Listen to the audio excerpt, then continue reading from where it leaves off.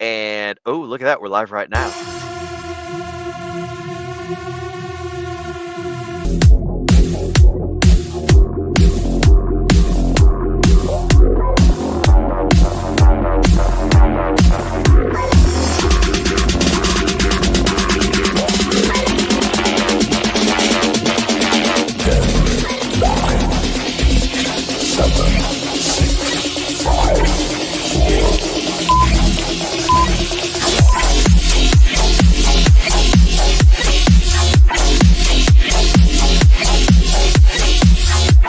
That's why it's really important to have a plan and understand what your goals are. In fact, my camel out there is suffering right now with a broken back. So I actually found Pepe when it was only a couple of hours old, and I'm like, oh, this is a funny meme. Oh my god. Yo! Who is this DJ? The old man is swing trading over years at a time. And it's like, that's where the real money is made. The answer is a permanent loss. With single-sided staking, you don't have to worry about impermanent loss. But really, at the end of the day, it's just the matter of a macro market. It's just what happens. If you're aware, if you're disciplined, you can hone that into further financial growth. Financial freedom, so we can actually live life and not have to be constantly living paycheck to paycheck. I mean, that's the ultimate goal, more or less, right?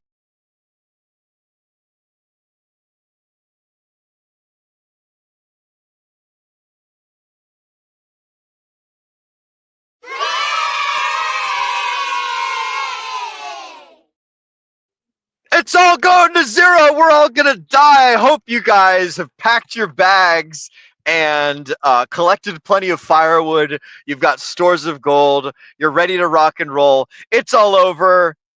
It's been a great run, people. We'll see y'all next time.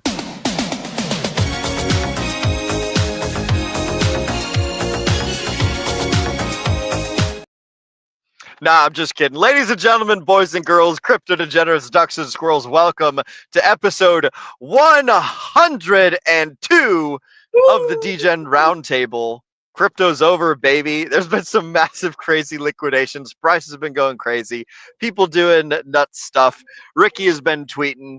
It's been great. Welcome, folks, to the show. My name is Will Stevenson. I'm a tower climber. I travel around the states. I'm currently in Detroit, Michigan. For those of you up in Michigan, fucking love you guys. I'm joined tonight by my fantastic amigo, Mr. Brendan, the Anonymous Bean. Brendan is the DGen Roundtable's macroeconomic specialist, and he's been kind enough to join us tonight, and we're going to have an awesome time streaming. Brendan Broski, how you doing? I see that you're sipping on a truly scrumptious beverage over there. I've got a truly scrumptious beverage myself. What are you sipping on? Ooh. I'm sipping on exactly what you said. Truly pineapple currently. Truly pineapple. That's a good choice. You I know, feel like Truly, does Truly's use sugar, or is it like sucrose? No sugar. Okay. Mostly it's all natural. Yeah. They've adjusted how they're made, so things could have changed. They used to have one carbohydrate or two carbohydrates and one sugar. Now this one has 3 carbohydrates, 1 sugar, 1% juice. Ingredients: filtered water, alcohol, natural flavors. Contains less than 2% of pineapple juice from concentrated citric acid, cane sugar, and sodium citrate. So pretty much all natural flavors and a couple of preservatives. Hell yeah. I like it. I've got me a fantastic garage beer. This podcast is not brought to you guys by Garage Beer, but boy howdy do I fucking love these things. These are like my favorite beers of all time. So glad to have you guys with us tonight. Glad to have you here, bro. Yeah. These are great. These things are awesome, man. I love them. Yeah. I know Zenith's out tonight. He has a wedding this weekend. The guy last weekend had a wedding, so it's filling in as we can, and it's always great when the three of us are together out here streaming, and anyone else who might hop in randomly. But it feels like it's me, you, and Zenith holding down the fort pretty consistently here recently. Hell yeah, man! It's been good. We've had my buddy Josh from the Marine Corps. He's in the comments right now. We've had him on stream quite a bit too. So shout out to you, Mr. Josh. I guess actually, this is as good a time as any to do. Wait. Oh, Will. Wait. You haven't even asked me about my day yet. Oh yeah. How are you? You're gonna do chat shout-outs? I think I did sort of, kind of, but you're right, Brendan. You're absolutely right. How are you doing, broski? What's new and exciting with you? That's right. We talked about the Patriots won their game today, and that was the Patriots. New Ooh, England the sports ball football guys. Patriots. Yes, that was Very excellent. And it's like you said, just open the show. It's been kind of a wild few days, 2 days, but it feels like forever. And people seem to be jumping off bridges. I saw people getting liquidated for millions. I got people losing their whole portfolios, perp trading, leverage trading. And here's the thing: when you have a wick that doesn't even show up on the charts, it just wicks down from like 110 to 102. Guess what doesn't hit, Will? People's stop losses. It doesn't pick up their stop losses. So they have stop losses in, it zips right through them and fucking cleans out their entire perp trade. Got their whole bag, huh? Yeah, this is one thing that people don't realize. If something really, really heavy happens, you might have all of your stop trades in place. But if you're leverage trading and you get a serious wick, look, I pull it up.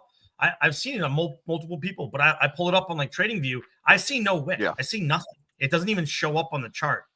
At least this chart, right? Some charts it shows up in different exchanges and different places. Use different charts in different places to pull their prices from. But yeah, some people just got absolutely shredded. And so look, we talk about being slow and steady. We talk about not using leverage because crypto already is leverage on the traditional markets. And this is really a good sign. I see people time and time again. And our good friend, Mr. Richard Hart, took the time to say, look at what people are telling you to do. CZ's out there allowing you to, 100x your leverage trades. And I'm telling you, don't leverage trade because this is what's going to happen to you. If you leverage trade long enough, you're going to have something that crazy happens and you lose it all. Guess who we haven't seen in our chat the last 2 days talking with extreme excitement? Anyone that I saw leverage trading over the last month. Did you see them posting any green numbers in there? Nope. I saw a lot of silence. And I don't mean because I don't want to see people get wrecked, but it's just a reminder that you have to be really careful because this is the time before we pop off to the top of the bull market, which we're not there yet, folks. We're not there yet. That you have to be most careful with your bags because you're easily enough to lose them. Yep. I gotta say, man, like I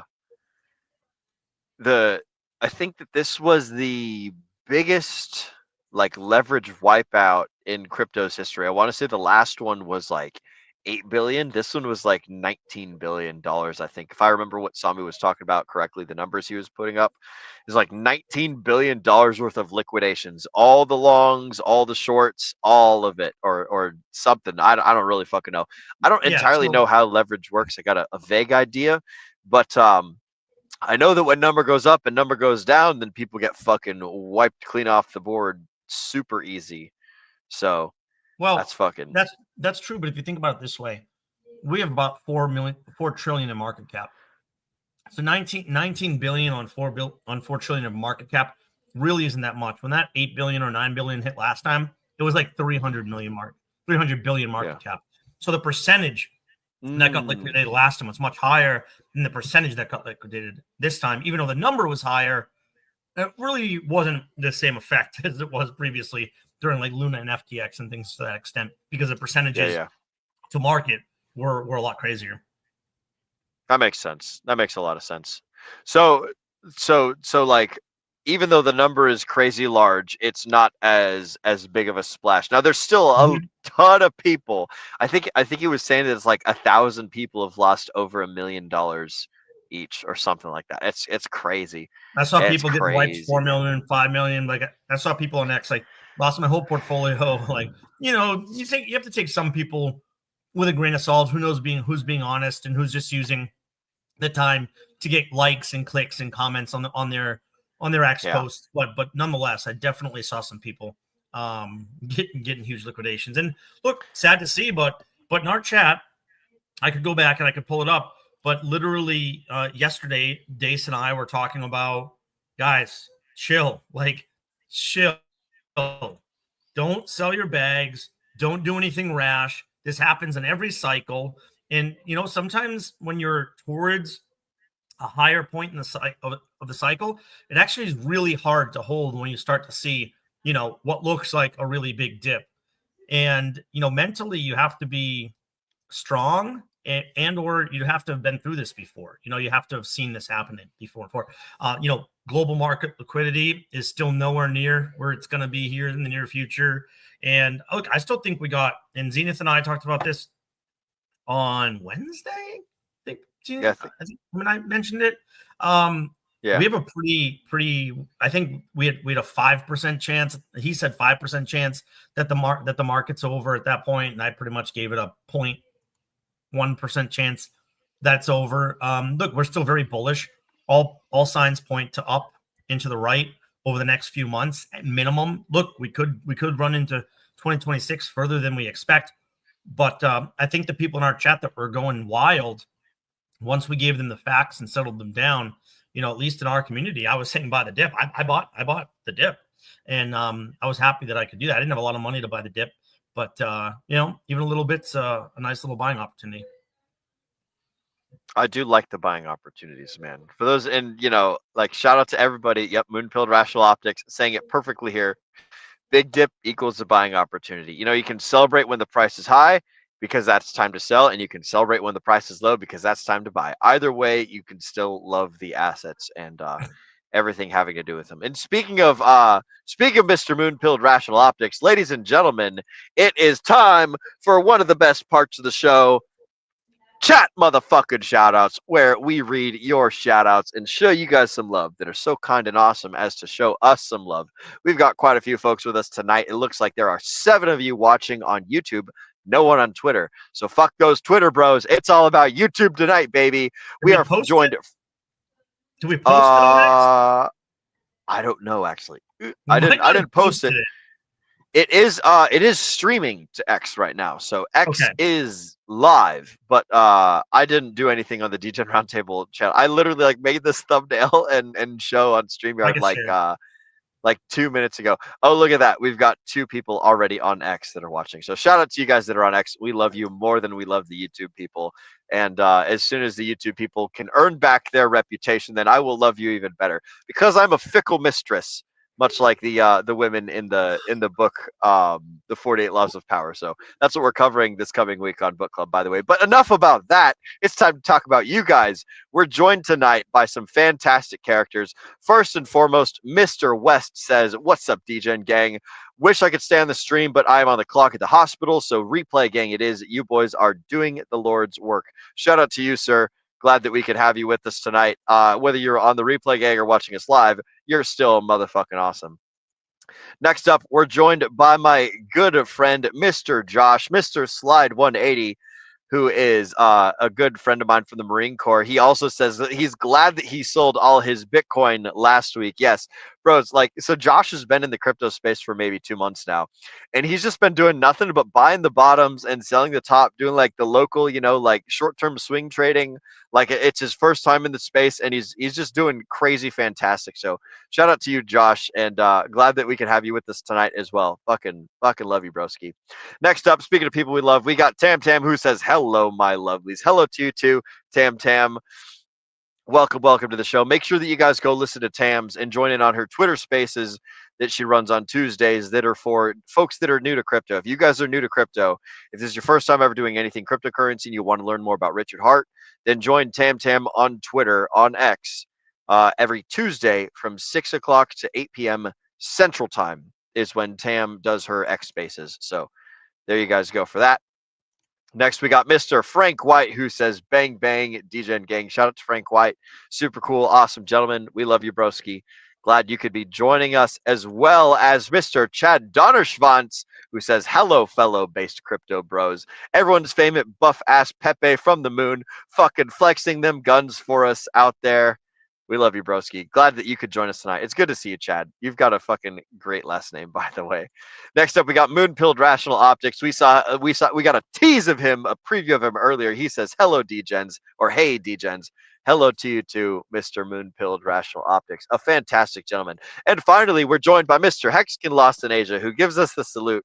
Good to see that you're lost in Asia, and glad that you're having a good time, broski.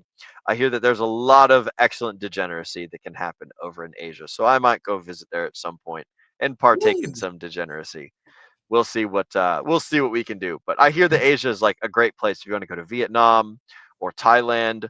Like your dollar moves a long way in those countries. So if you're a Philippines. poor person in America, oh yeah, Philippines as well. Philippines is great because they have that like awesome Catholic traditional family culture unit down there. So if you're really into, old fashioned patriarchal stuff with like wonderful people that are really like family centric and family focused and less like Western, uh, live fast and be independent, all that stuff. If you want more like family lifestyle, then the Philippines is the place for you. I know that when I was in the Marine Corps, a ton of my like older military leadership guys, they had gone to the Philippines and they'd wifed up a bunch of Filipina chicks, and they were nothing but happy all the time. So great people down there, lots of cool people over in Asia. And speaking of cool people, we got Old Man Jenkins 771 who says, "Hello, gentlemen. Hello to you too, Mr. Old Man Jenkins. I don't believe I've seen you before on stream, so welcome to the show, Yeah. broski. Glad that we could have you for this Welcome. Cheers. fantastic Sunday night." A Yes, cheers to Mr. cheers Jenkins. a cheers to Mr. Jenkins. A salute, sir. Good to see you. Welcome to the show. And we've now got some people on X. We've got some people on YouTube. Looks like we're sitting at 18 and 10. So the YouTube folks are winning. So good for you guys, YouTube. I love you guys again, even more so than the X people. Whichever number is bigger is the people that I love more. So there you guys go. You know what's funny? What's funny, Will, is whenever we put up the show late, it always takes people a bit to trickle in, and we never get as many views. I noticed if we put it up, in the morning or the day before, people are ready for it, and we get a lot more views. So this is a little bit behind, partially my fault. We didn't really plan as well as we normally do for a Sunday show. I was always planning to be here, but we just, it's been an interesting week and traveling for work this coming week, ready to go. And a lot of people are hurting right now. A lot of people are worried, and I just want to give them some soft, sweet chin music. Do you know what sweet chin music is? What sweet chin music? Can you tell the folks at home about that sweet chin music? It's from WWE, the Heartbreak Kid. His special moves with sweet chin music. It's pretty much just a roundhouse to the face, straight up, under the chin. So some people just need to be knocked back into reality once in a while. Yep, as Eminem would say, snap back to reality. So there you guys go. And speaking of people and snapping back to reality, we got one more chat shout out. We got Miss Amber Simon has joined us, who says, "Hello guys." Hello to you too, Amber Simon. Welcome. Glad you could join us for. Yep, there you go. Sorry. There you go. Man, there's a lot of there's a lot of people that need some sense knocked back into them. And I made this show super duper last minute because I was like, man, oh fuck, we haven't made a show for tonight. What am I gonna do? Oh wait, I know. Crypto's been dumping. People are going crazy. People are going bananas. Tons of people are losing money. So we're gonna make this show about like, oh no, everything's fucking over, and so you might as well go buy a puppy. But we got Mr. Josh says, girls think I'm cute. I know I'm sexy. Absolutely right, man. That got that sex appeal, man. That's part of the intro song for the Heartbreak Kid, Shawn Michaels. Oh, girls think I'm cute. I know I'm sexy. Yeah, I wish that I knew more about WWE. It's honestly it's one of the best entrance songs of all. It might be the best entrance song of all time. His, Hogan's, Undertaker. Yeah, there's a lot of good ones, but he's John Cena has that mimetic da da da da. Yeah, his music very catchy. That one like everyone knows, and his name is John Cena. Yeah. Yeah, that's great. I'm like, so I'd never like watched any WWE or WWF or any of that stuff, so I don't know anything about it hardly, and I'm like, I know that I don't have the time to catch up on all that stuff now as an adult because it's just so long and ridiculous and awesome. But like, man, that would have been cool to like see some of that storytelling, growing up, because it really is all just about storytelling. And then they occasionally do wrestling moves, but most of it's just like chitter chatter and banter and stuff. And I don't know if I have lost signal or if Brennan, are you still with me, broski? You're froze up. Oh, never mind. I saw you blink. We're good. I'm We're here. golden. I've just been sitting, watching I'm like listening. just sitting and listening, baby. I'm like semi nostalgic over something I never knew or learned about or anything. Like the extent of my WWE knowledge is all memes. Randy Orton slithering in and Andre the Giant being in the Princess Bride movie, and that's like Yeah. that's like all I know. You know, Macho Man Randy Savage always wearing the like the Pit Viper style glasses, or the he would also wear like snowboarding goggles and stuff. And I know the Undertaker was something having to do with death, and he was very like it's just really cool. It's like, people wearing like Halloween costumes, essentially telling silly stories about like, oh, how I'm gonna be the big guy or something this season, and then like the crowd goes wild and other stuff. And let's see. Oh, we got another comment from Mr. Josh. Don't forget WCW, NWO is for life. What does that mean, Brandon? I don't know what So those words mean. WCW is actually my favorite wrestling of all time. That's actually what I watched more than anything. So back in the Monday Night Wars, there was WCW, which was World Championship Wrestling, and they were going up against WWF back then, World Wrestling Federation, or WWE now, World Wrestling Entertainment. And they were vying. They were actually had competing shows on Monday nights. So WCW and WWE were both on at the same time fighting for airtime. And WCW for a long time was the most watched wrestling program. And the biggest they've ever been was when the NWO was created, which is the New World Order. And essentially you had all of these factions within the WCW, fighting it out as you always do. It's storylines, right? It's like storylines. And it was really one of the most crazy, unique storylines where, a few people within WCW break out into sort of like the bad boys, sort of like what D-Generation X was for WWE. And they took the world by storm. They took the world by storm. I was an absolute huge fan of NWO. The thing that hurt WCW, first it made them the biggest, which is NWO. The thing that hurt them the most was that they kept the storyline going for far too long without bringing new talent in. Goldberg was the only new talent coming in at that time, and they ended up just pittering out without any new storylines. And then WWE took off.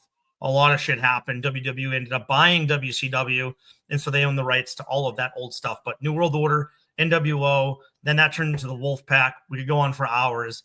But yeah, it was Hell yeah, man. the best, one of the most entertaining things I've ever seen in my entire life. And think about people like, oh, wrestling's fake. Yeah, of course it's fake. Do you watch a fucking drama expecting it to be real? No, you know it's fake, but it's entertaining. And the thing about wrestling is, yes, everyone knows it's fake. Everyone knows it's entertaining. The storylines are fantastic. And the things that these people do from an athletic standpoint is off the freaking charts. It's really incredible.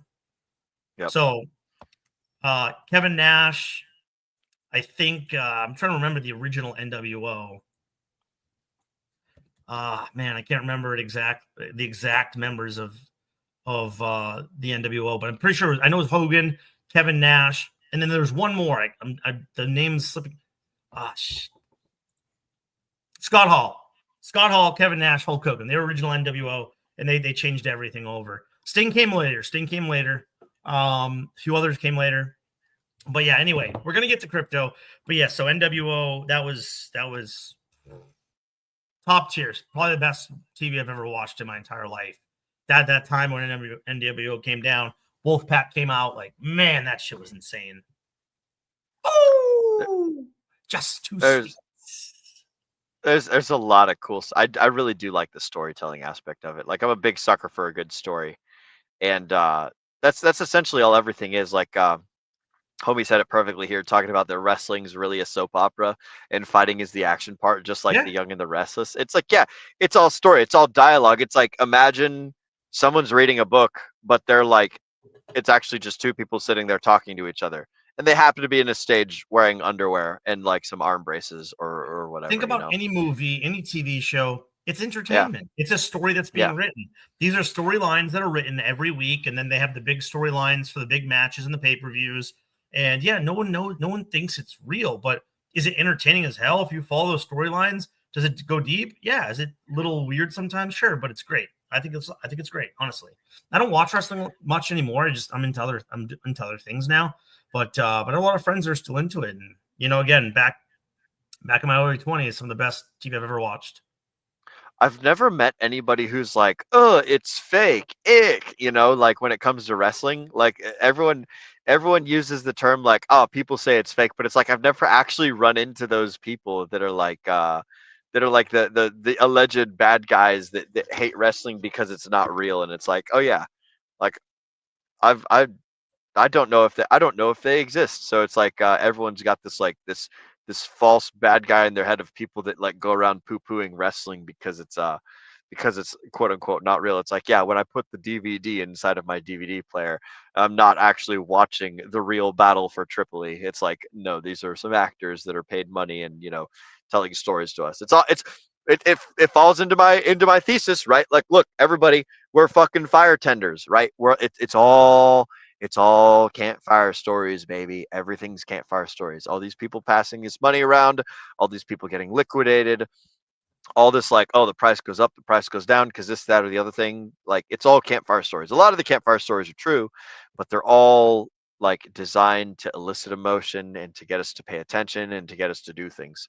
So with that being said, let's do a pivot over into talking about like what's been going on in the crypto sphere over the last, well, basically on Friday at like 4:20 Central, 5:20 Eastern, just about like an hour after noon over on the West Coast. Like, there was a shit ton of liquidations that happened. There was a whole bunch of um exchanges that did it's called perpetuals, right, Brendan?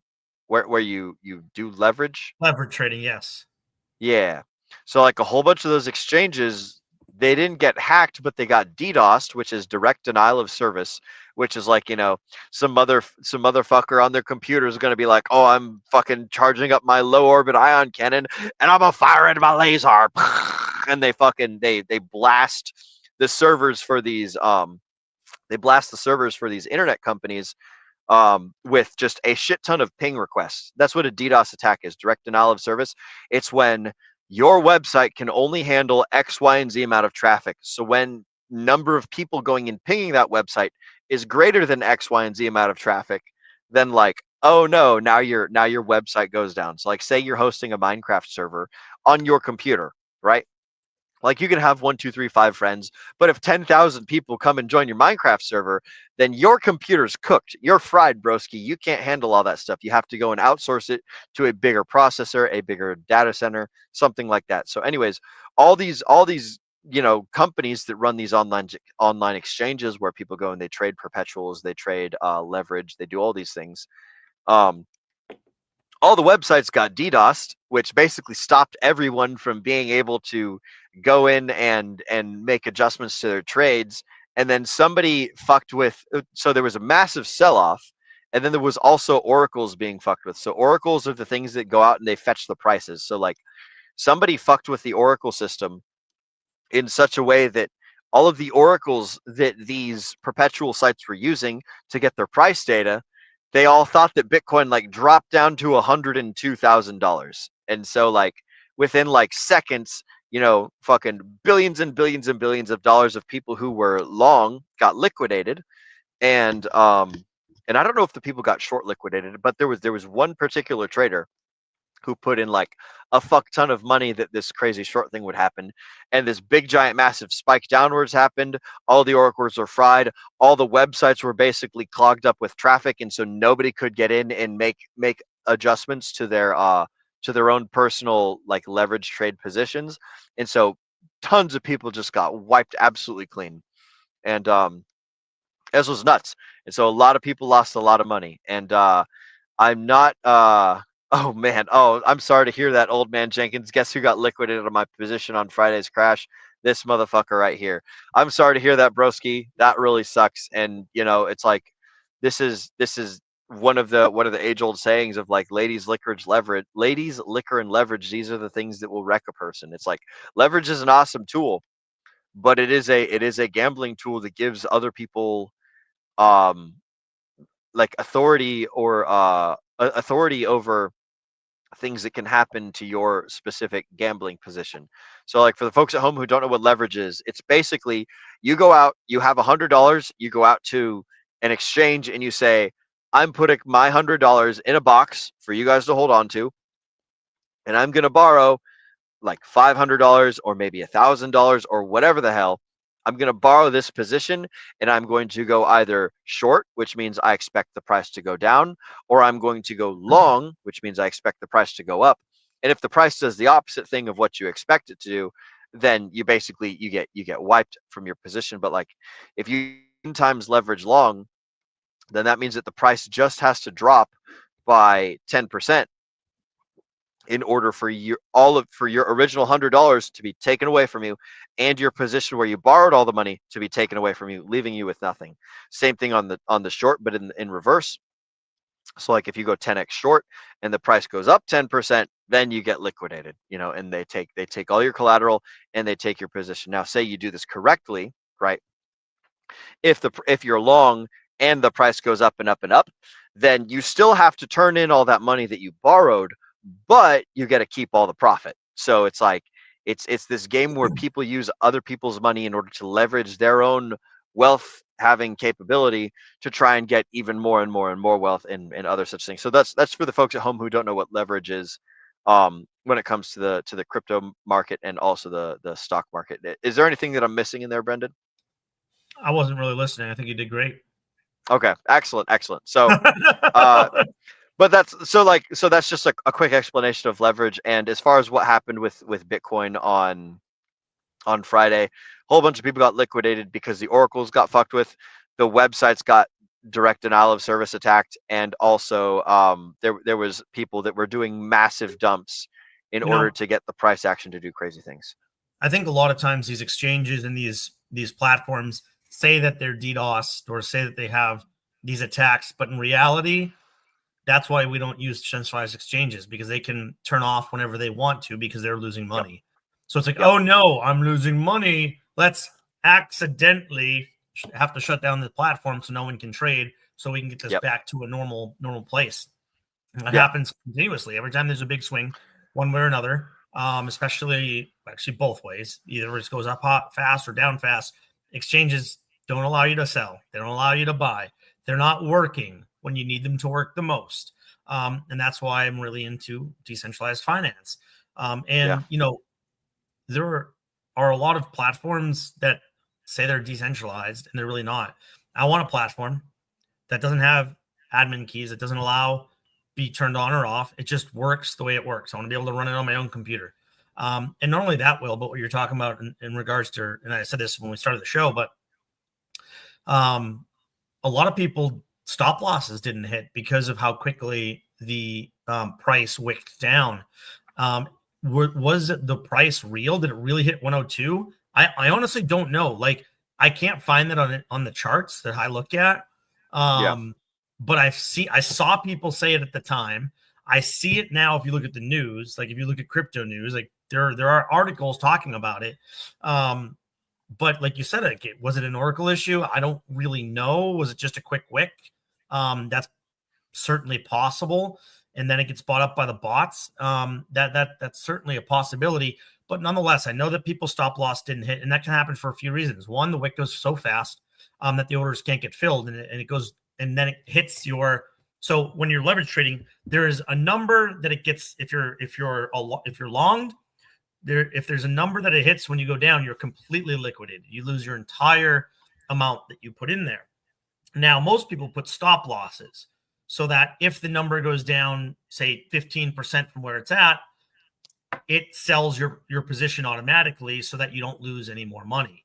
So it's a very safe way. Well, in theory, it's a very safe way to leverage trade. But when you have really, really heavy wicks like that, it can actually go right through your stop losses. It won't get filled because if it goes too far below that, too quickly, then you're going to get liquidated before it can even fill. One, and two, if your slippage isn't high enough, when you have your orders trying to be filled, then again, right, what happens when a lot of action happens? Prices go up. And so if your slippage isn't high enough, then you could potentially have an issue with not being able to get those orders filled. So most stop losses are important, but this is just another lesson that shows that no matter how careful you are, you can still get wrecked. And old man Jenkins, sorry, brother, that you got liquidated. Hopefully it was just a small trading bag and it wasn't the majority of your portfolio. We always suggest if you're going to trade, especially if you're going to leverage trade, make it a small percentage of your portfolio. Because the better you think you are, the easier it is for you to fail. Because Richard Hart always says what happens. What does he always say? You fail. If you're going to trade, you're going to at some point fail. Is it worth it? In fact, he posted a video of himself from a few years ago talking about it. So we could, you know what? Want me to pull that up? We could potentially play that. Yeah. I'll pull it up. I can pull it up. Oh yeah, you're in producer chair, aren't you? Yeah, but I'm Very also good. I'm just going to get to his tweets here. I don't know if I know which one it is, so I don't know if you know which one. He posted so much. I got the background. Boom, baby. Clean background. I'm going to share. I should also take down the comment thing. Sorry, guys, I'm taking down the comment thing for a second. By the way, we've been joined by Hex Glenn. What's up, Hex Glenn? Good to see you, broski. You ready for this? Yeah. You're very again the idea Can you hear it? of trading, aren't you? You're very much lose all your money. Buy and You will lose all your money. Trading is death. And why is that? Well, it's a zero-sum game with a middleman. So this guy thinks the price is going to go up. This guy thinks the price is going to go down. Middle guy is like, haha, let me get these two idiots to try and take their money from each other. Oh, look, they're fighting each other. Look, they're betting against each other. And the middle guy is like, thank you. Bid-ask spread, thank you. Fees, thank you. Liquidations, yes, give me some more. Oh, you know what? How do I multiply the house advantage against you? I'll give you leverage. I'll let you trade more money than you have. Now I make money even faster. Now you're going to get wrecked even quicker. Oh, look. Oh, they're all dead. So huge website, eToro. Ads everywhere. Top of the website, 67% of people lose money with us. Yeah. People still do it. You're like, hey, guys, guess what? You sign up here. You're going to lose your money. Says it right there. Why are you doing it? Why you keep doing it? Oh, because you think the odds don't apply to you. You think you're better. Okay. They do apply to you. You're not better than anybody. So it's like the only people that get rich in crypto are founders and buy and holders. That's it. Yep. Yeah, man. Leverage is a tricky scenario. And I like that he wrong box there. I like that he was saying, take the fees. Oh no, now they're dead. They're gambling against each other, and I get all the money. And so after that, I don't know if it was right before that post or after that post, he posted another one of his old videos about why gambling's bad and why playing poker is bad. Because he used to play a lot of poker. He used to play a lot of video games, and he was very, very good at both of those. And he was saying that even if you win at poker, you lose because you're not actually doing anything that's worthwhile or bettering yourself. You might be making money, but at the expense of somebody else. So you're not doing anything that's beneficial, and you're making money only at the expense of other people. Therefore, poker and gambling isn't really a good thing to be in. Obviously, that's the long short of it. But he was talking about gambling in relation, right, to gambling in crypto, gambling with leverage, things to that extent. But man, he's been on a tear. He's been on a tear tweeting. I don't know if you saw tweeting. He's been going ham. I haven't gone through all of them. I did like a cursory glance when you had mentioned at the beginning of the show that he was going through a whole bunch of stuff. But yeah, I'll show you my favorite basically, if you want to see it. Yeah. Let's pull some of these up. I think this was important. Chit-chat. It's funny because he posted this after in our chat. People were going crazy, right? Price is starting to drop. Things are going crazy. And what happened in our chat? we told people to start, to relax. Dace had a really long conversation about global liquidity, how we're not even close to the top yet. And I was explaining some things as well. And I think that that between Dace and I think people got a lot of truth. That's the wrong word, but I think they got some reality that, hey, look, we get dips a lot of times in the bull market, and we don't always expect it. And at times like this, when Bitcoin's, close to all-time highs, people are like, is it the top? Is it the top? It's the top. It's very easy to be like, okay, it's over. It's done.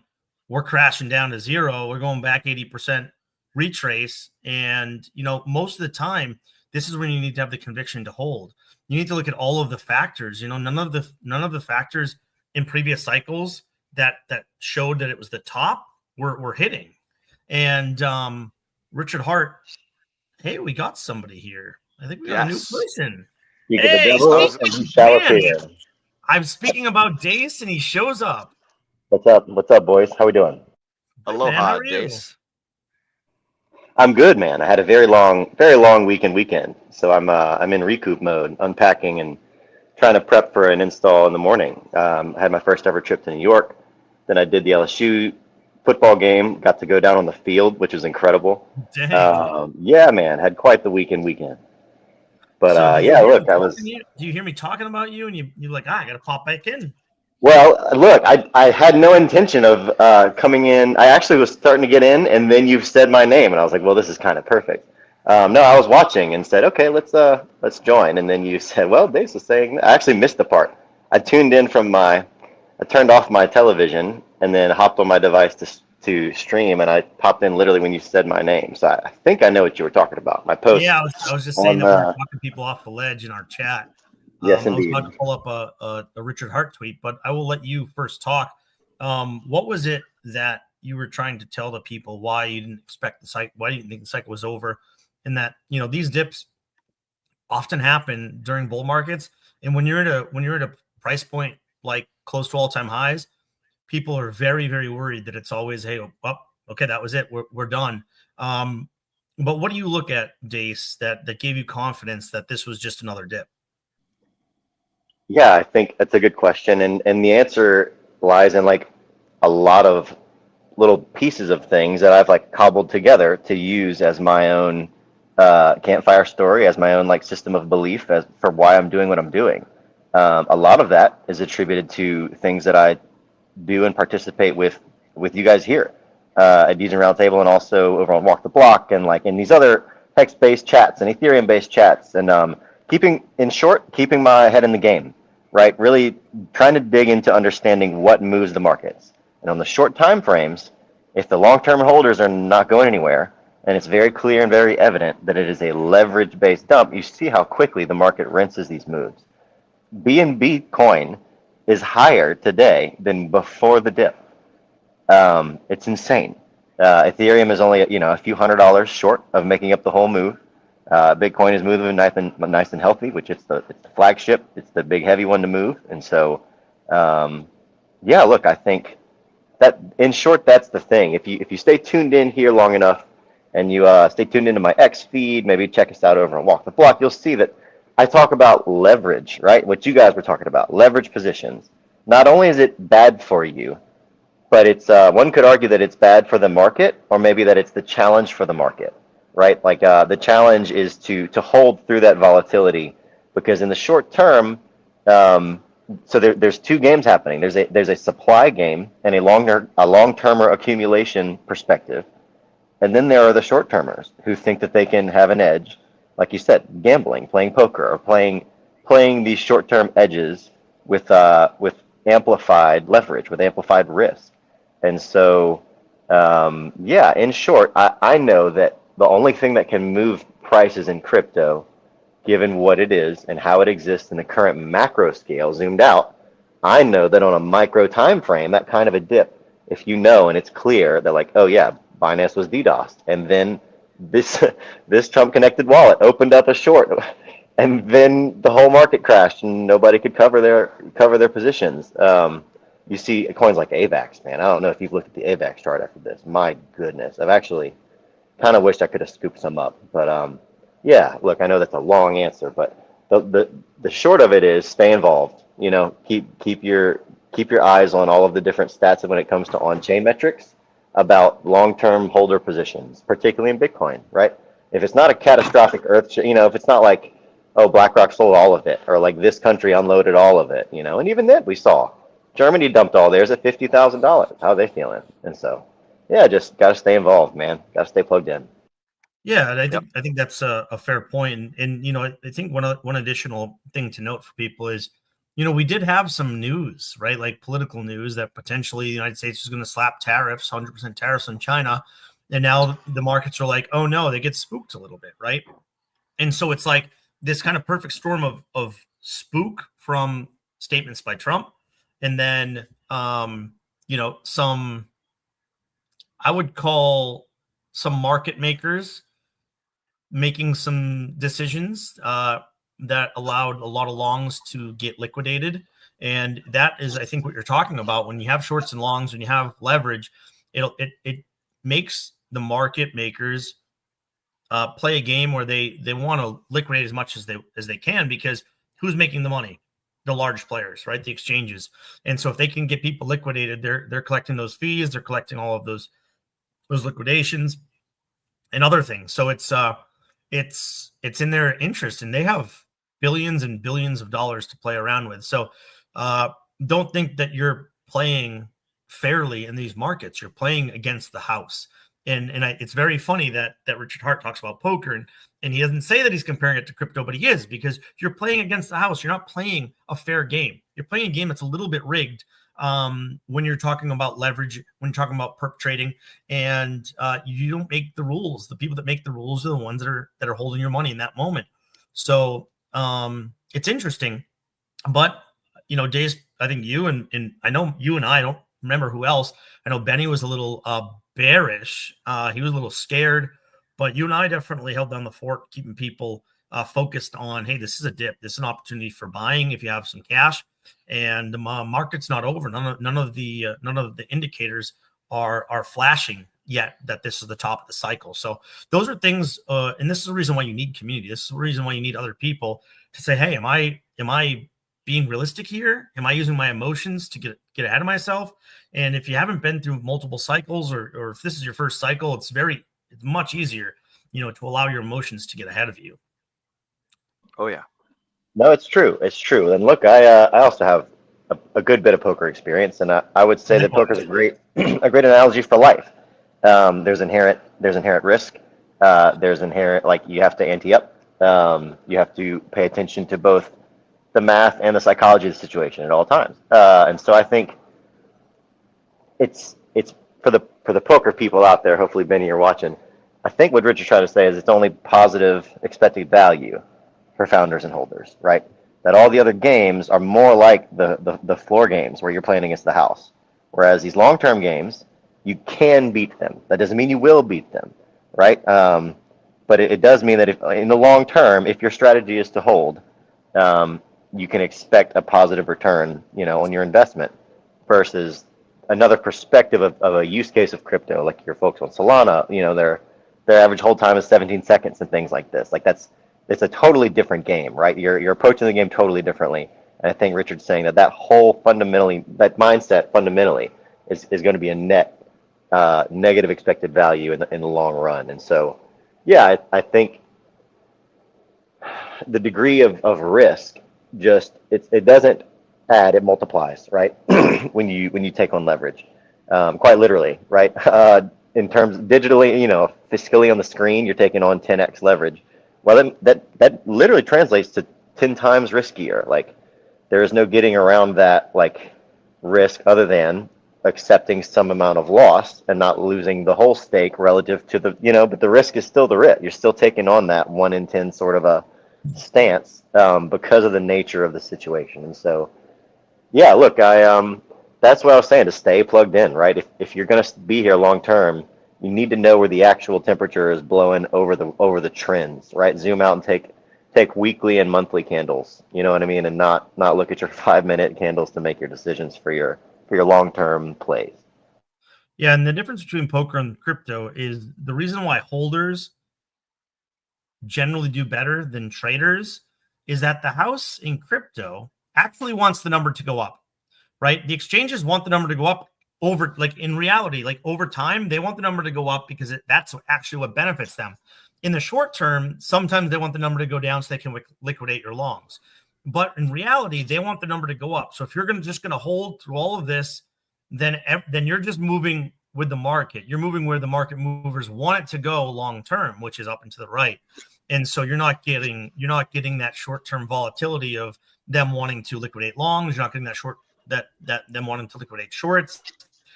You're just waiting out the game of what everybody in the market wants, and that is for it to go up. So look, that's the one thing that's a little bit different is just you can be you hold in poker and right, your antes are just going to go away. You're just going to end up losing your stack at some point. But with crypto, if you hold, you have a much better chance. Granted, you have to hold coins that you have conviction on, coins that you think are going to go up over time, things that have good utility. But I'm just talking about the market in general, like the market cap in general is going to go up. And so if you hold, you're generally going to do better. No, I think that's on point, and I think that's you circled something that you said earlier that I liked, and I meant to bring it up, which was you're saying like they're playing the game with so much more resources, and we're also with asymmetrical information, right, and also asymmetrical advantage when it comes to being able to act first, right? In any casino game, acting first typically a disadvantage. It's a bit flipped in crypto, where if the first mover is often the winner, and so. What I would say is, if you're operating the exchange and you're making money off the leverage that gets liquidated, but then on the other hand, you're operating an exchange, a like treasury that's banking and like saving this stuff and or buying its own token in the case of BNB or whatever else it may be. Not only can you manipulate the charts in the short term and liquidate the leverage positions and make money, but then at those bottoms, when you're done pushing people out, you can buy long-term bags, right? And then hold those. And so, yeah, the exchanges are the winners for a number of reasons. And the more times you interact with them, the more times you take on that risk of playing against a player who has a serious edge on you. What do you think, Will?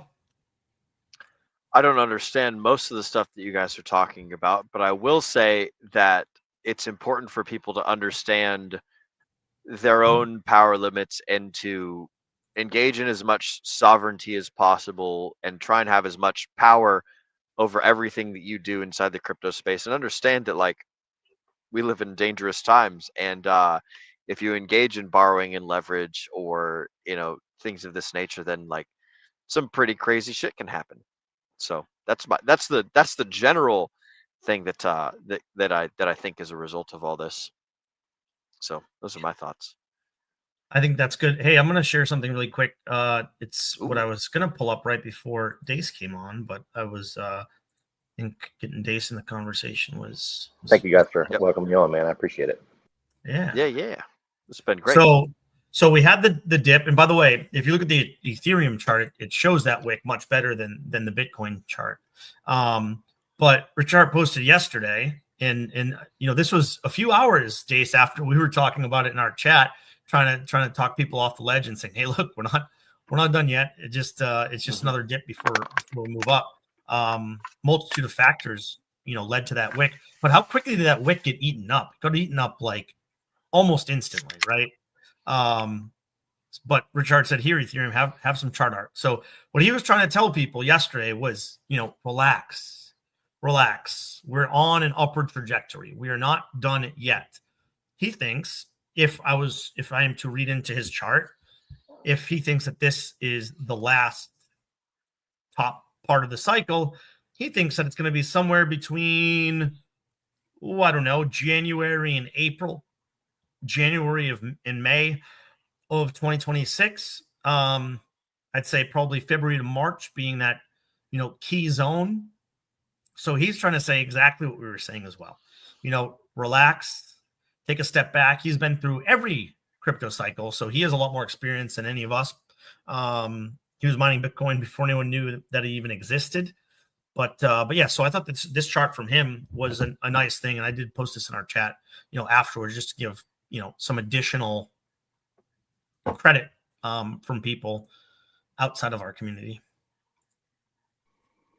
So I love those bubbles, and if you go look at that thread on X, it spawned a lot of bubble memes with people people putting bubbles all the way down on the pulse chart, or people and then a suspected Richard alt account putting like a giant bubble in front of the pulse ratio for DAI. Like it spawned a bunch of good interactions. So yeah, I think, I don't know if you guys saw as well, the Grayscale Ethereum ETF has now been approved for staking.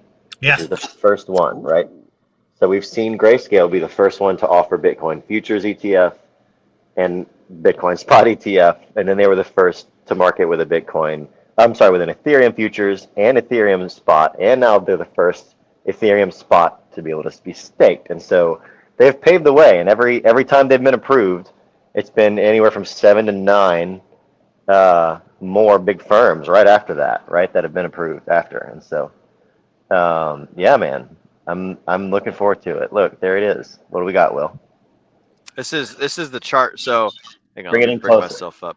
Yeah. Let me bring myself up here full screen. So for those of you guys that don't know, this is the way that crypto works. You've got money measured over here, you've got time measured over here, and it goes up and then it goes down and then it goes up and then it goes down, and I have to like drag my finger the opposite direction of what I think. But this is generally like what happens in the crypto space. And obviously, of course, chat shout outs also happen. So we fucking love you guys all as well. We've been joined by some cool folks. I'll get to you in a minute, but that's the general consensus of all this stuff is that people will change, people will hop out, people will hop in, but like ultimately these good assets just continue to rise in price over time. So if you just extend your time horizon, you'll probably end up pretty okay. So thank you for reminding us that, Mr. Josh. I do love a chart. Yep. Yeah, look, it's interesting timing, Brendan, with the date that Chair Powell has to be gone, which is May 26th.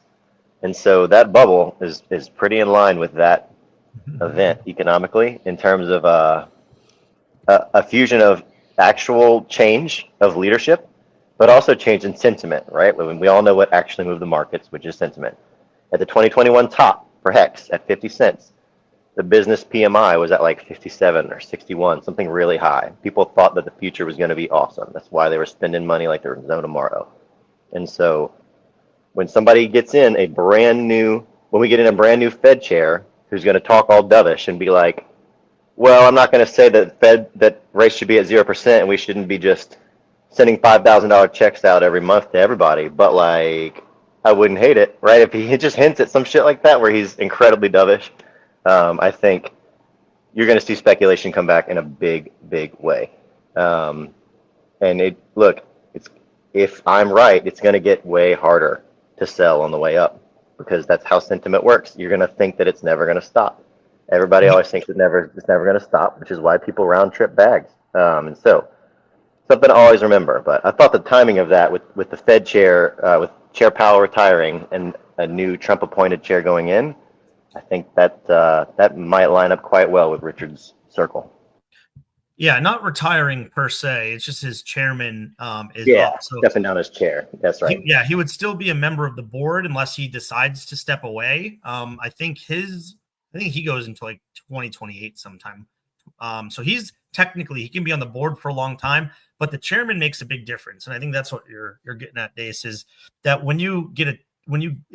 if Trump were to put in a chairman that is dovish, wants to reduce rates, increase liquidity, it's going to be interesting, right? We haven't seen, first of all, a crypto cycle that has been outside of like a 0% interest rate. So this is the first cycle that we've had that. This is the first cycle that we've had institutional investing, first cycle that we've had ETFs. Like, there's a lot that's going on here. And so it's hard for me to say, hey, let's just stick to what the cycle's always been in the past, because look, it's not the same cycle. We don't have the same things that have happened. It's not just retail coming in and that pumping the cycle up, right? Before it was like 4-year cycle, retail comes in, pumps it to the moon, retail leaves, it's over, right?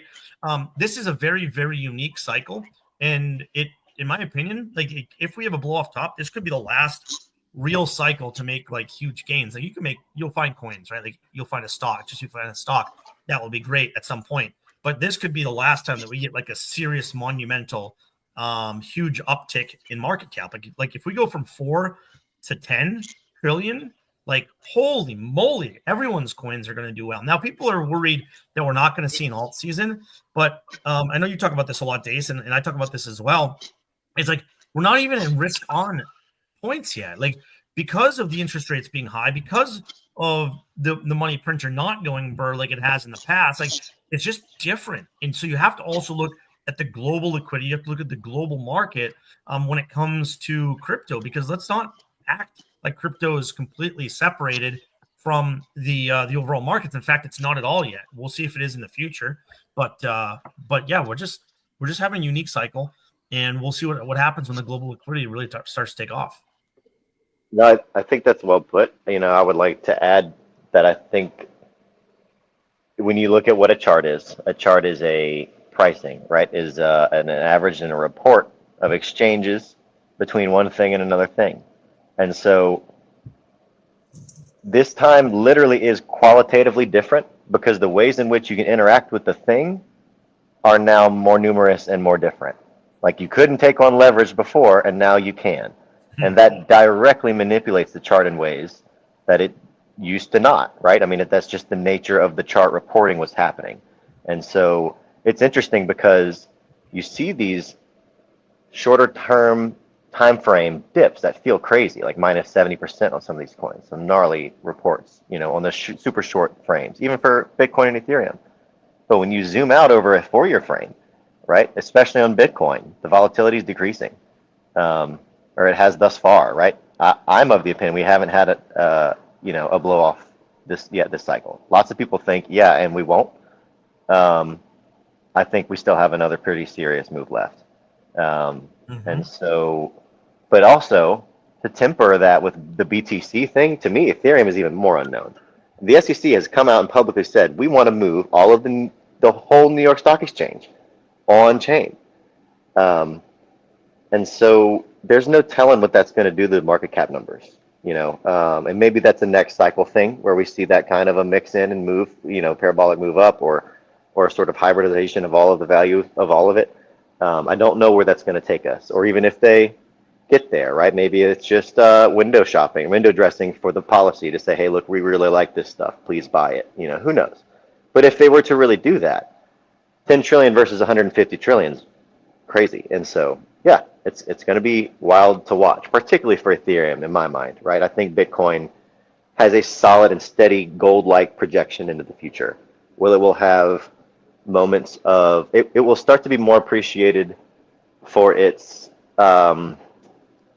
digital scarcity in terms of its sovereignty, right? Like I think sovereignty is going to be a popular topic into the next decade as AI starts to move into more of our lives in a bigger way. I think the two are going to continue to interact in ways that are not nearly as cool and fun and quirky now. I think they're going to get a lot scarier between two things, crypto and AI, but I digress. Yeah, I think that, the adoption from mainstream, from Wall Street and from traditional finance, once they have all of these staking rules approved, how do people treat long-term holdings of these, right? Do they just treat all of it like junk bonds and they're just swapping it back and forth and they don't care? And then you have people popping up these treasury, the Tom Lee's treasury, Michael Saylor's treasury, people that are playing these long-term games, right?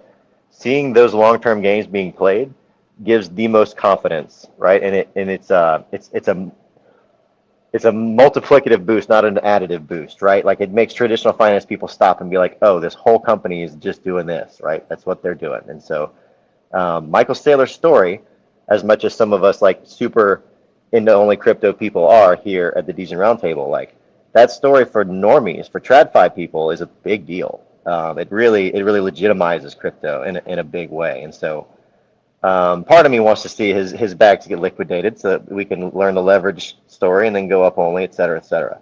I think people feel lots of complicated ways about Michael Saylor, but in terms of publication to the mainstream and the viability of it, I think it's a vital step.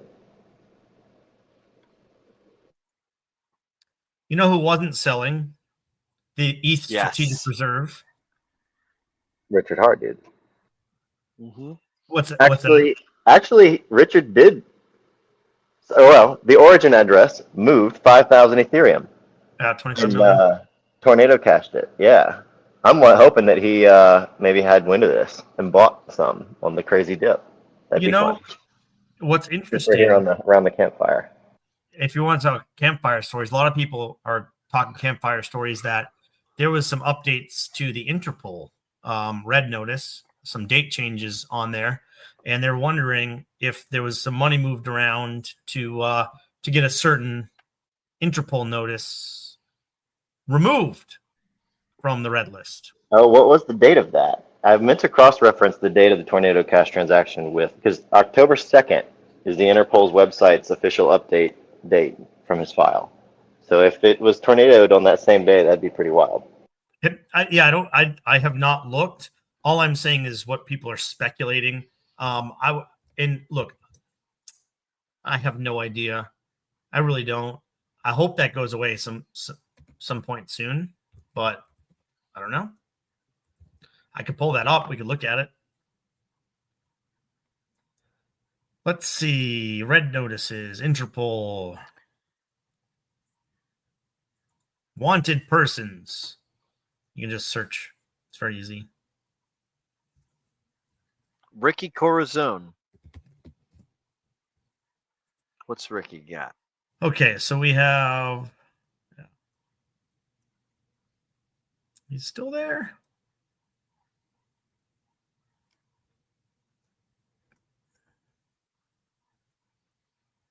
Yeah, I don't know. It's interesting. I don't hold a lot of weight to that. I think people are just speculating, but it is a campfire story, that's for sure. Now, speaking of ETH Strategic Reserve, Will, since we talk about this a lot, I can share real quick This is our favorite thing. ETH Strategic Reserve. We started sharing this when it first, like the first week it came out. We've been following it since before Bitmine was even on the list. And now they're almost at owning 2.5% of the entire Ethereum supply. On their way, as they say, they hope to get to 5% of the supply. By the way, SharpLink also had said they want to get to 5%. Now, they have not gone as quickly in the purchasing as Bitmine, but here you can see this is by the way, Will, I don't know if you've seen this. This is a new list that they've put here. What their target ETH supply is. So Bitmine wants 5%. We've talked about that. We said SharpLink want 5%. One thing I didn't know is the Ether machine says they want 10%. Now, I say good luck to that. Good luck to that. You can say whatever you want it to be, but if you have the Ether machine, yeah, I mean, it's cool that they say these things, but actions speak louder than words. Let's see, what do they have actions right now? Well, Bitmine's almost at 50%, and they've only been buying now for 6 months. So that's pretty incredible. Like if we click on them, we can see all of. So they bought their first purchase was July 20th. So August, September, October. Oh, sorry, I'm way. August, September, October. They have 3 months, less than 3 months of purchases so far, and they've already at half of where they want to, almost half of where they want to be. Man, can you imagine if they can stake that stuff starting in December? My goodness gracious. Insane, right? It's insane. And they did have a little purchase. It says they have a little purchase today. They have bought consistently every single week since they started buying. So SharpLink doing pretty well themselves. They've kind of plateaued a little bit. They bought a lot in the beginning. But we know that they want to buy a lot more as well. And if Bitmine and SharpLink were ever to get to 10%, and they were to just stake that day, as you're talking about, that would change the entire complexion of Ethereum and the crypto cycles.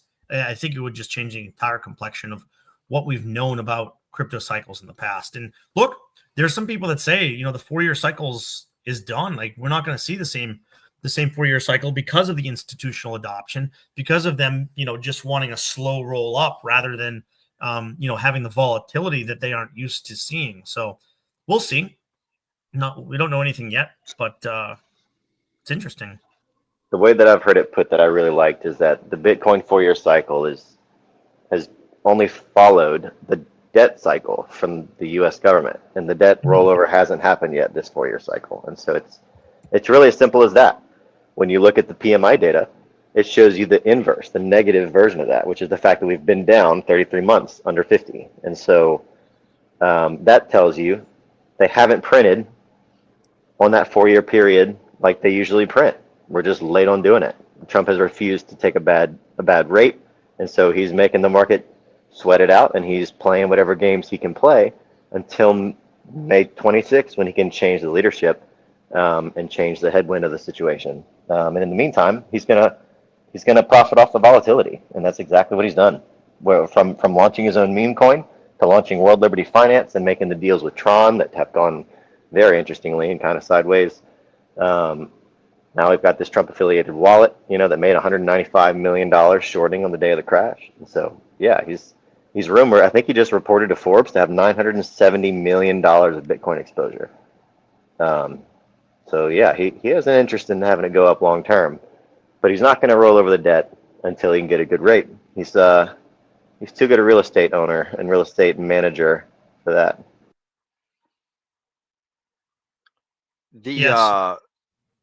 Trump has built several $billion worth of wealth using cryptocurrency, and I can't remember what the ratio is or what the actual number is. I asked Gemini on Google a minute ago, and all it says is it ventures in the range of several $billion. But if you take a look at World Liberty Finance, 5 billion based on the number of tokens that they own.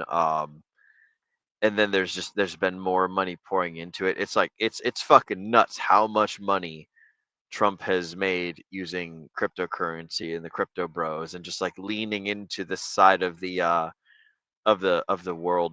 So I think he has found his new little niche, even though it's like not the thing he is historically known for doing. You had a thought, Brendan?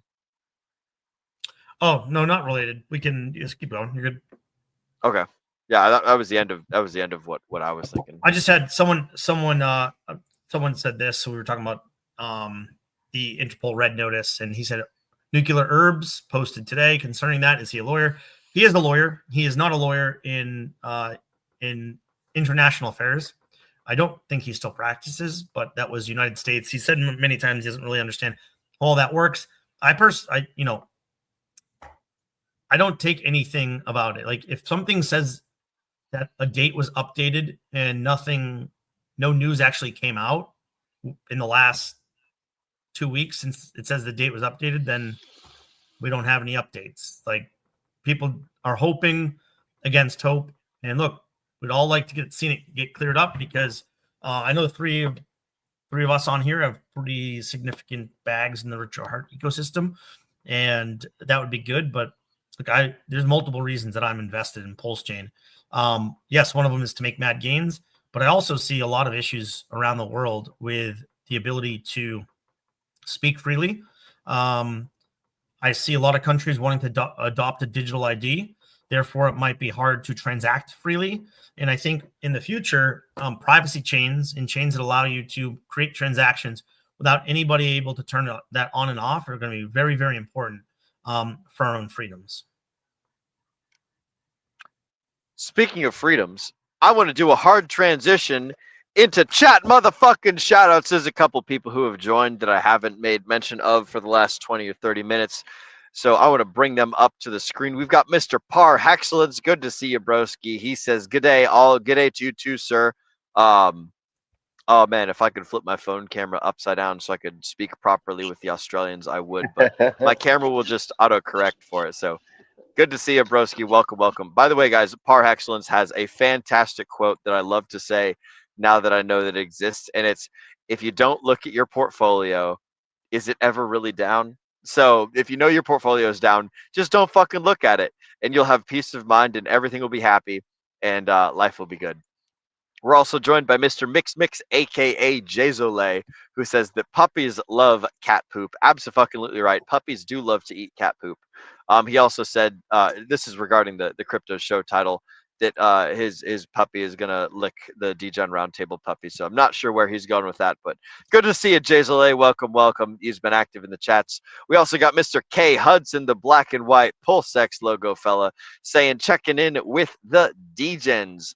Good to see you, K Hudson. Welcome, welcome, dude. And then we've got Taylor rocking and rolling in with the Shaka on the skateboard. Good to see you, Taylor. Welcome, welcome. I wonder, Taylor, you got to tell us if you do longboarding, if you do skateboarding, if you're just like a proper wheels in the half pipe kind of guy, or what's your style? Street skater? You one of those ne'er do wells that always gets kicks out of places by security? Love to fucking see it, bro. But like, I think that all kids should, or all young men should go and do dangerous things, whether it's skateboarding or figuring out where in life they mix up with stuff. We've also been joined by Mr. Paul Sachs himself, who says, cheers, brothers. Cheers to you too, good sir, Mr. Paul Sachs. Glad that we could have you with us. And again, Mr. Fix Will has the best chart in crypto. Yes, we do have the best chart. This is the chart that that has not failed us. I might have to redraw it because I think that the permanent marker is starting to fade from me having pulled it out so many times. So there you guys go. That is the only TA that you need is this stuff that we have right here. So good to see you, Mr. Paul Sachs, Mr. Jazole, Mr. K Hudson, everyone else. Thank you guys for watching. We love you. And thank you guys that are watching on the replay gang. Shout out to Wes, and also shout out to our most ninja watcher, Mr. Battle Hardened Sniper. I would say it to you upside down. See, if I flip my phone and try to film myself upside down, it just corrects. So like, no matter how much I try and be in Australia, my phone just switches it back to normal mode. So Will, if you had good to see all you guys up there. If you had an iPhone, I could tell you how to lock it, but I don't know how to lock your thing. I can lock it, but I just prefer to have it on the auto rotate for streaming and stuff. So that's excellent. Ooh, and we've got a response from Mr. Taylor. I'm a longboard, but I'm learning how to skate in skate parts. Most fantastic, broski. I love longboarding. Longboarding is great fun. I've taken some nasty spills doing longboarding, and in fact, I build my own longboards now out of discarded snowboards, and I just throw longboard trucks on the bottom. I reinforce it with like a very thin piece of wood so it's not too bendy and flexy, and then I throw a windsurfing mast base up on the front trucks of the longboard so I can put a sail on it and I can cruise through parking lots. It's fucking kick-ass, Taylor. You got to try it, man. You'll fucking love it. If you're a longboarder and you love going downhill, then fucking skate sailing in parking lots would be crazy cool. Also try mountain boarding. It's a longboard just with big fancy wheels, and then you get a fucking handbrake that allows you to like rip down fucking these crazy dirt trails and shit. So it's good to see everyone in the chats. Y'all are fucking awesome. Shout out to all of you guys. And let's see what else we got. Oh, fucking look at that, Mr. Mix Jazole, 30 years longboarding. That's fucking sick, dude. I love all the degenerates in the chat that are out there doing real cool life stuff. Speaking of cool life stuff, I don't know if this is Simon, Mr. Wunderwolf, but we got Siege Wolf. Government creates fund. Crypto liquidity shifts to stables with USD denominated debt on balance sheet. Buy a bigger bag and repeat until effective percent of crypto assets are owned by the government. Yeah, I mean that's like, tale as old as time. The Cantillon effect, the people closest to the money printer will get the biggest boons. And if the government realizes they could just print money and use the printed money to buy the cryptocurrency, then congratulations, guys. Your crypto means fucking nothing and the government controls it all. So if they get control over the biggest one, then here we go. That's not just governments, but government adjacent political I'll say political movers, right? So you have your BlackRock, so you have your other companies that own a lot of things And, the way that the government works is they take lobby money and then they make decisions based on the money that's coming in from these large corporations or these large entities. So it might not just be the government that buys up that percentage of the crypto assets, but it's going to be government and or large corporations that also have some, play within government decisions. None of which is good, by the way, but very good point, Mr. Wolf. By the way, Hell yeah. I don't know if you all know, but I used to own a clothing company called Percent Apparel, and we used to sponsor rollerbladers and skateboarders, mostly skateboarders. I had a couple of rollerbladers on the team, and we also used to sponsor bands and book and promote shows. And we would throw skate demos along with a rock show. So we'd do like a rock show at the skate park and a skate demo. It was really cool. It was kind of like a lot of fun. We had a blast. Did that for like 5 years. Learned a lot of lessons about owning my own business at a young age because of that. Days, you understand the pitfalls and the challenges. But honestly, like, might not have made a lot of money doing that, but one, had some of the best times. Partied with some of the biggest bands, some of the biggest rock and metal bands in the world. And I was able to, build a skill set that I wouldn't have been able to without that experience. Yep. And like owning your own business, going out there and skateboarding, doing dangerous things, joining the military, being a part of construction crew, like all these things are part of what I would consider to be like the modern day rite of passage for men. So like, go out there and get after it, all you guys in the chat. Like if you got a dream, if you got something you want to do, if it's moderately dangerous, or if there's like a little bit of the fear of the unknown, just fucking go carpe that diem, go grab life by the balls and fucking squeeze and make your mark known and change the world and stuff. And by the way, we got another homie who has joined us. Shout out to Mr. Moondog. Love and light, everyone. Just tuning in and seeing the title. Apparently, I have a head start. Government just sold my home for me again, and I just found out with overage, and I have 2 puppies. So that's fucking crazy, broski. I know that Moondog, being as your name is Moondog and your profile picture is a dog, and now you've also got 2 puppies. Holy shit, broski. I know you had a plethora of dogs, but now you've got the young ones in the mix. That's fucking nuts, man. Sorry to hear about the government selling your house. That's always a bummer.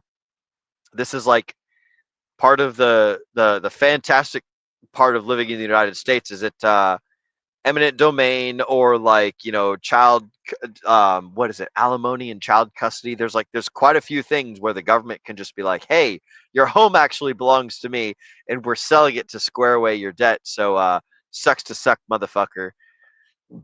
I'm sorry to hear that, Mr. Moondog, that the government is seizing your house and has sold it. So much love and light to you too, good sir. And I hope that that you're able to get through this troubling time. And when I come back to your neck of the woods, I'll make sure to swing by down and make sure you're doing okay in real life, which I think other people should do as well, is go check out on the folks that are important to you in real life. And a reminder from from Paul Sachs, crypto is the Wild West. Remember to hold on for dear life what you are holding tightly, and everyone is here to fuck you, especially the U.S. government. Fluck. Yeah. Fluck. Oh yeah, to fluck you. There you go, to fluck you. So I took some creative liberties on that. And then in respect to the shorting and the longing, the Trump timing of his letter versus the $100 million short yesterday proves this, or Friday proves not this. Not the shorting and the longing, that the government wants to buy your bags and they want you to sell so that they can buy more. Yeah. So it's like Seer Wolf was saying. The government is always out to take as much power away from you and give it to themselves as possible. Most people, in most respects of life, are here to try and seize power. And like, what is power? Power is the ability to control your own life and the things that are around you. So like, if you do not have power, then you can't control your own life, and you cannot control the things around you. One of the books that we're covering on book club that Zenith and I are going to be doing next Friday is the 48 Laws of Power. I highly suggest you guys go and read it. It's a fantastic book. If you listen to it on 1x speed, which is intolerably slow, it will take you 24 hours to listen to. But you throw it on 1.7 or 2x speed, and you can crank through this book in 12 hours, and it's okay. Like, I highly recommend that everyone learn about what is power, how can you best employ power in your own life, and how can you stop the government from doing this crazy stuff to you. So there you guys go. And to Mr. Taylor for posting the custom longboards.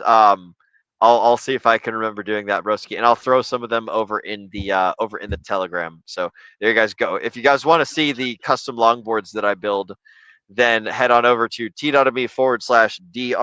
join now. You guys can see it on that little QR code at the bottom. There we go. At the bottom right hand side of the screen.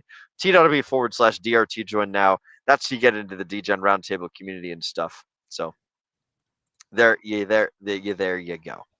Oh, and we've also been joined by Mr. Just Live, who says, "I think the government should own stock in Vaseline." Daddy, Diddy can sit on the board.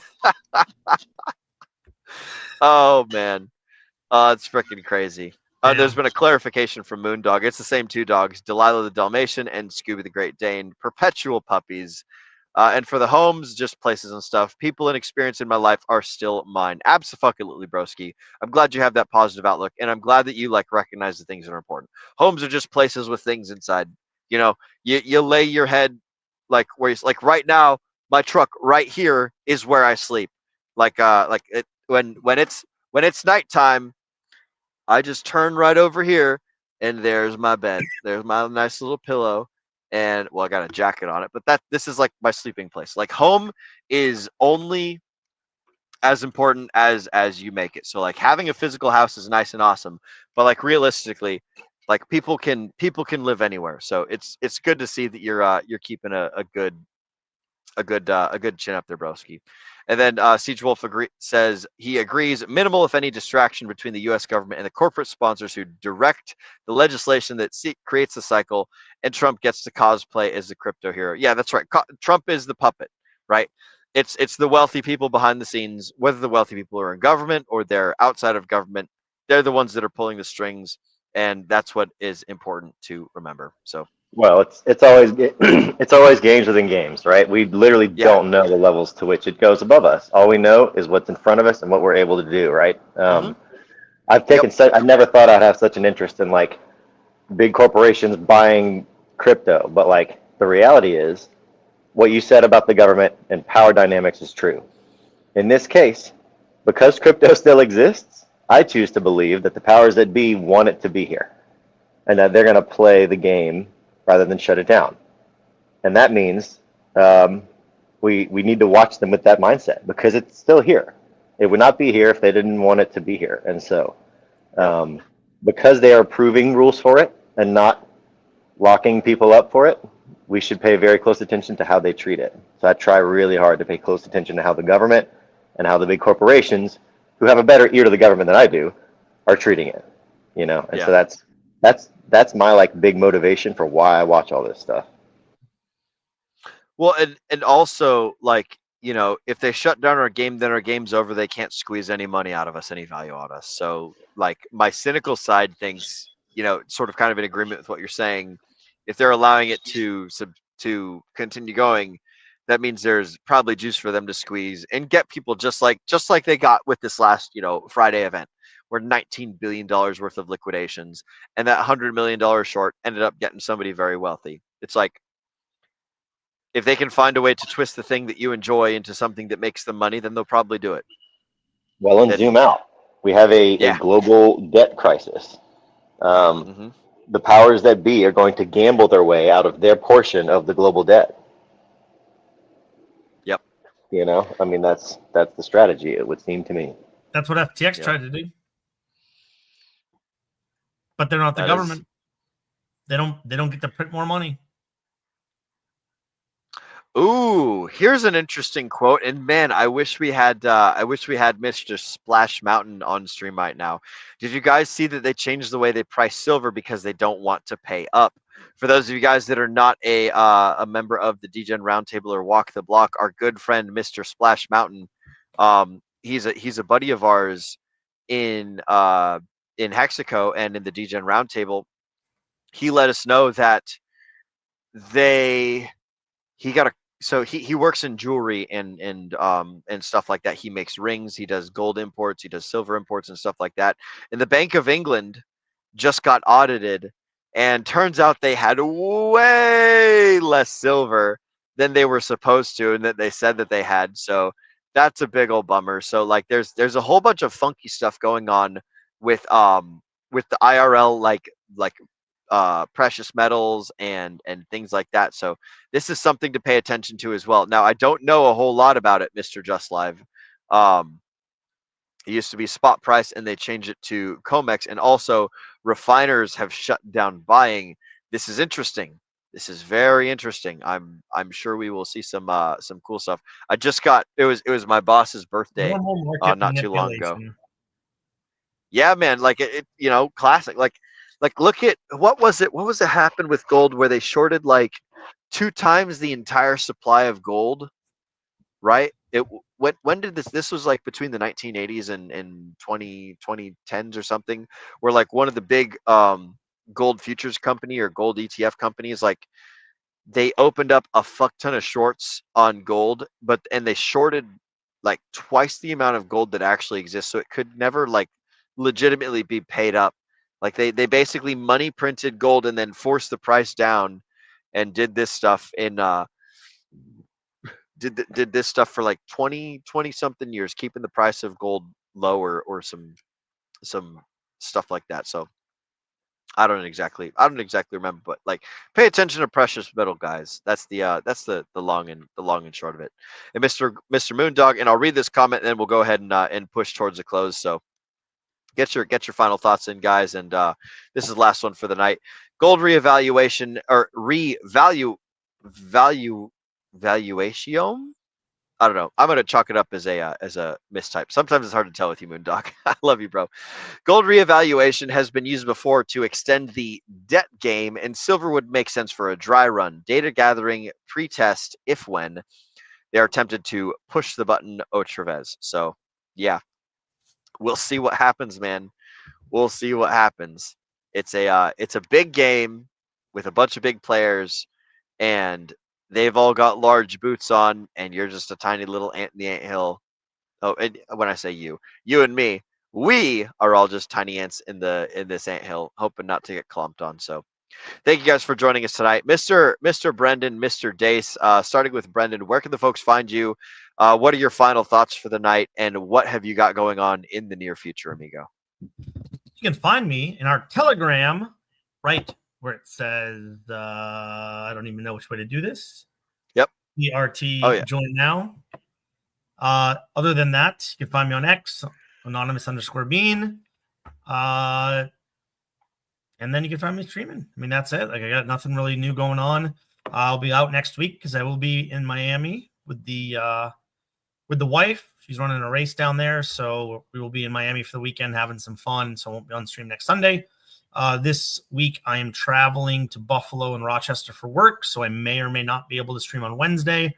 My guess is probably not. So I'm probably out Wednesday, Sunday, and then back for the normal ones the next few weeks after that.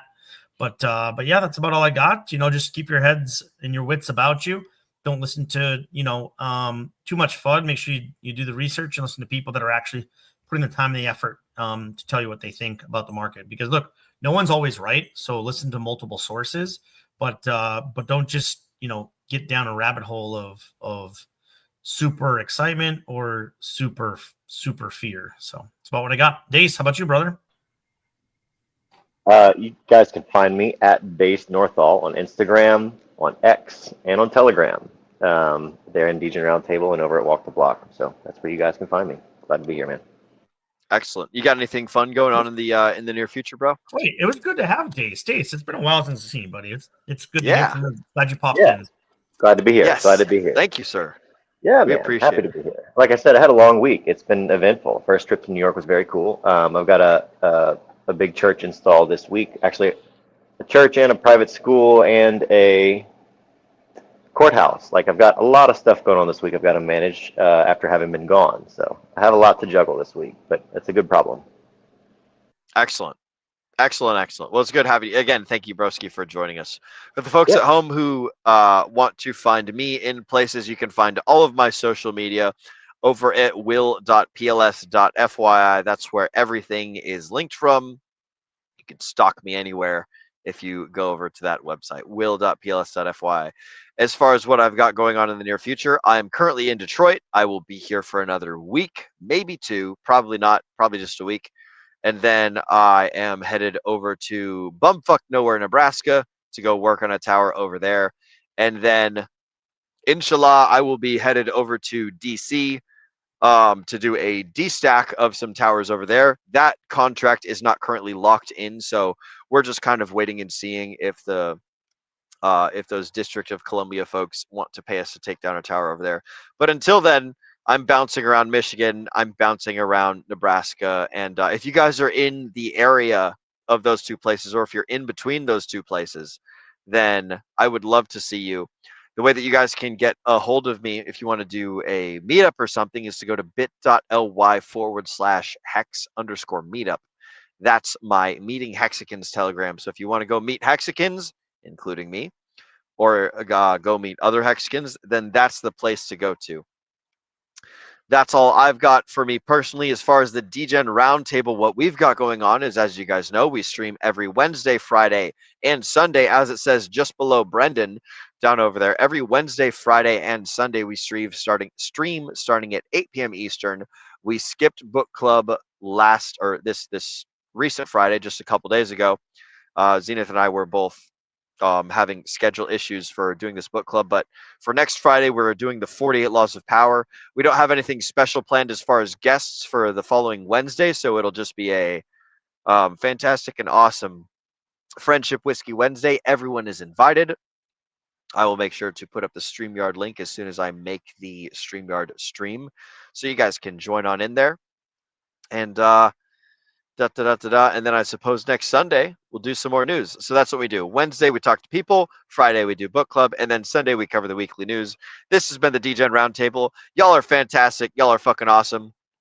And now it's time to read the end of show copywriting. I want to thank you all for spending your valuable time with us here on the DGen Roundtable. As Agent Jay often says, we know that time is your most valuable asset, and we appreciate you investing it right here with us. Ladies and gentlemen, my name is Will Stevenson, but more importantly, you have been watching the DGen Roundtable. I am the producer, so I need to make sure I go ahead and get my trigger finger ready, because it's time to remind all the folks at home to remember to DGen responsibly.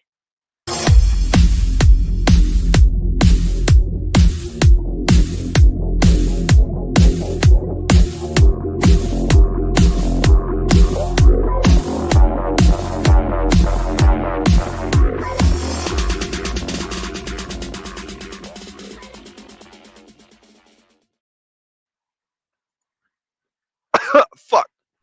I lost my throat like in the middle of that monologue, and I'm like, oh God. That sucks. Wait, I couldn't tell. No, you did awesome. Yeah. You crushed it. Okay, sweet. I was straining. So that was a funny I one. literally didn't notice at all, dude. Okay. Whew. Like, God damn. Jace, are you a New Orleans Saints fan? Yeah, I watch it. I'm not like a diehard by any means. I actually just posted on my Instagram story, on my personal, of me and Savannah on the field of the LSU game. I'll have to shoot it to you guys in the leadership chat. Why? What's up? Hell yeah. No, I mean the Patriots beat the Saints today. That's all. Oh, did they? I didn't even watch, dude. I was so I actually took her to where I used to mix church at like a different church from my normal church, and it was first time I just went to church and not was Still working on, in shit. like years. Will, what the